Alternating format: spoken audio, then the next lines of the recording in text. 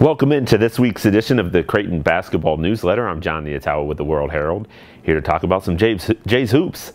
They're a couple weeks into preseason practice, and we've seen a couple sessions of those guys going at it, hard at work, and I've got 3 storylines to watch based on my observations and just generally what I think will be interesting to follow with this team over the course of the next couple weeks as they prepare for the start of the season.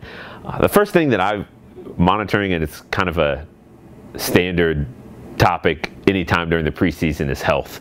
The grind of going through practices day by day in the preseason can be tough, especially for a group that hasn't done it before. We're talking about 5 scholarship freshmen, 2 guys in Modestas Kanchleris and Rati Andronikashvili who redshirted last year. They're technically freshmen again. They're healthy now, but they have to go through that grind. Sharif Mitchell is coming off a off-season surgery on his foot. So it's Keyshawn Feazell, a new transfer. He was a guy who was kind of banged up a little bit last year and was limited in practice for his old team, McNeese State. So it's a new experience.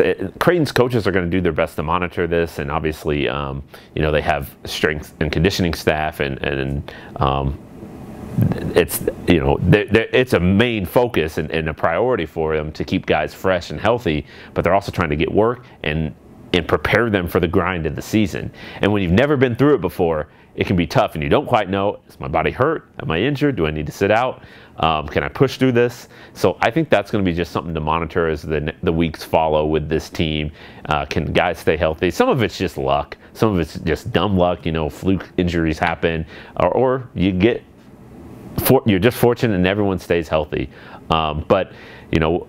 My next sort of storyline to watch is kind of playing time and rotations, and injuries may dictate where Creighton goes with its lineups, because if a couple guys aren't available, suddenly that depth chart thins out in spots.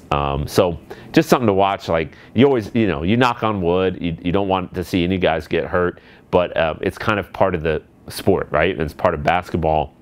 And this team has a lot of question marks and a lot of spots, a lot of inexperience and new faces, so 1 or 2 injuries could really change the trajectory. So, and it's not even just long-term injuries. I'm talking about just the general wear and tear of the body and being able to sort of outlast that or be at your best from now, October, all the way to March. So something to watch. The second thing is, like I said, lineups. It does appear that Greg McDermott's going to he's interested in the idea of playing more guys and increasing that rotation to maybe even 9 or 10. Now, we'll see what happens when the bullets start flying. They're actually in the heart of the season, if indeed he sticks with that approach. But at least to this point, that's the plan in his mind. Traditionally, Creighton's kind of been like 7 or 8 guys in the rotation, but this team, like I said, there is a lot of depth. I mean, you've got the 3 returnees from last year, Alex O'Connell, Ryan Kalkbrenner, and Sharif Mitchell. You add in 2 graduate transfers, big men. So there's 5 guys right there in the mix. Then you throw in the 5 scholarship freshmen that were part of the top 10 recruiting class, and the Rati and Modestas, the 2 guys who were injured last year. I mean, there's a lot of options, right? So paring that down and figuring out who's ready to contribute and help this team on a consistent basis. I think a couple of things that Greg McDermott said was he wants to find guys that he can trust, obviously, and they're going to show that to him in practice. One of the things about especially a young group is there are a lot of days where it looks good, and then there's step back, step forward, a couple steps back, a couple steps forward. It's just up and down, a little bit of a roller coaster ride in practice, which is understood and expected with a young group.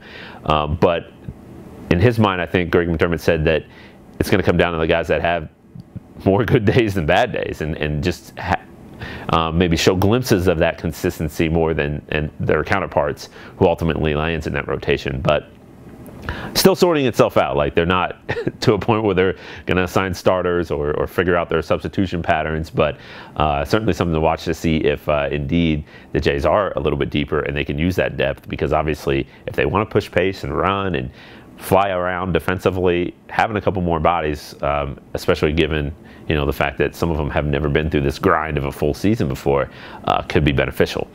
Lastly, I'm interested in how this team's going to shoot the ball.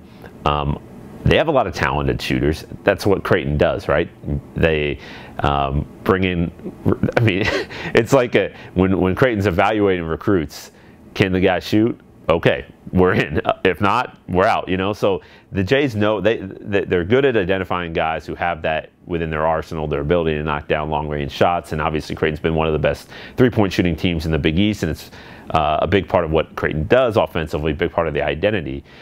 So you know this team has the options. The question is, I think, just from a mental standpoint, are those guys ready to do it when the lights come on? Now, they're doing everything they can in practice and getting themselves prepared, putting in reps, and I wrote about it on Sunday in the World-Herald. Pick up a copy of the paper, check it out online, about some of the work that they've put in, the extra work they've put in after practices, before practices, to build some confidence with those jump shots. But, you know, it's different when the lights are on, and it can take time for some players to adjust, and especially when you're kind of you know, you're in the game for 10 to 15 minutes, 20 minutes, and you don't have a lot of opportunities, and say you have 3 games where you don't hit a 3, then it starts getting in your head a little bit, and you're playing mind games. So working through that, I think, will be interesting to watch for this group. The inevitable shooting slumps, how do they deal with it? You know, a guy like Mitch Ballock shot 30% from 3 his freshman year. And then after that, sophomore year, junior year, senior year was 42% plus in conference play alone. So against the elite competition, he was knocking everything down. But that one first year, there was an adjustment that took place. And some guys have to do it, some guys don't. Marcus Zagorowski came in, shot 40% from 3 right away as a freshman. So that's just something to watch with this group. I think, you know, the best shooter on the squad, just based on track record, is Ryan Hawkins, the D2 transfer from Northwestern Missouri State, 41% career for three-point shooter. So I think he's going to be a clear floor spacer. And there's some other guys, like I said, that have that ability to help this team in that way. But can they do it when it counts? Something to watch, and something that they're working on in practice every day. Appreciate you guys watching. If you haven't subscribed to the newsletter, please do it. Tell your friends about it. It's just omaha.com/newsletters. You'll see a little box. You check it. Then you're going to get this video, some written content in your email inbox every week, and yeah, it's good stuff. So thanks for subscribing. Subscribe to the World-Herald if you haven't already. Come on, help us out. We appreciate the support, and thank you for watching.